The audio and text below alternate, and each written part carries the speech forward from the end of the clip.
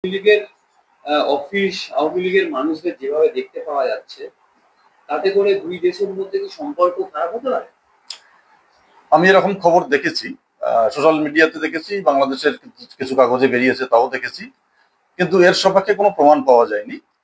আর কলকাতার কোনো মিডিয়া তারাও কিন্তু এ ব্যাপারে কোনো খবর বের করেনি। ফলে আমরা পুরো অন্ধকারে, তথ্য প্রমাণ ছাড়া এ ব্যাপারে কিন্তু নিশ্চিত করে কিছু বলা যায় না।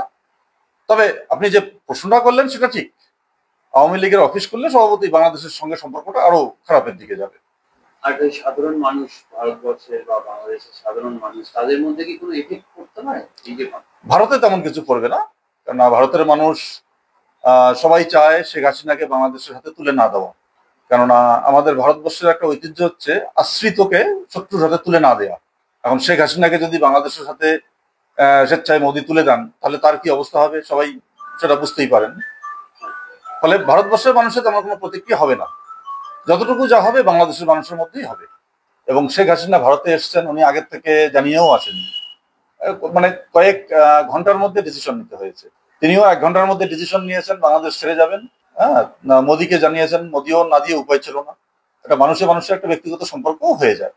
তাছাড়া আমাদের ভারতবর্ষের সমস্ত রাজনৈতিক দল এই বাংলাদেশের শেখ হাসিনার পক্ষেই আছে। মুক্তিযুদ্ধের যে ইতিহাস, তাদেরকে যে সাহায্য করা, শেখ মুজিবুরের সংগ্রাম এবং তারই কন্যা আওয়ামী লীগের নেত্রী শেখ হাসিনা, বাংলাদেশের অভ্যন্তরীণ রাজনীতিতে কি আছে আছে সেটা আলাদা ব্যাপার।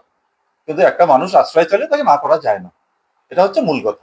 ভারতবর্ষের কোনো রাজনৈতিক দল এখনো পর্যন্ত তেমন ভাবে শেখ হাসিনাকে আশ্রয় দেওয়ার বিরুদ্ধে কোনো প্রতিক্রিয়া সে সম্পর্কে জানায়নি। মোটামুটি ঐক্যমত্য যে একজন এসেছেন বিপদে পড়ে, তাকে আশ্রয় দেওয়াই উচিত। কোনো রাজনৈতিক দল, সরকারি দল, বিরোধী দল, আঞ্চলিক দল, কেউ কিন্তু আজ পর্যন্ত এ ব্যাপারে কোনো নরেন্দ্র মোদীর যে পলিসি তার বিরোধিতা করেনি।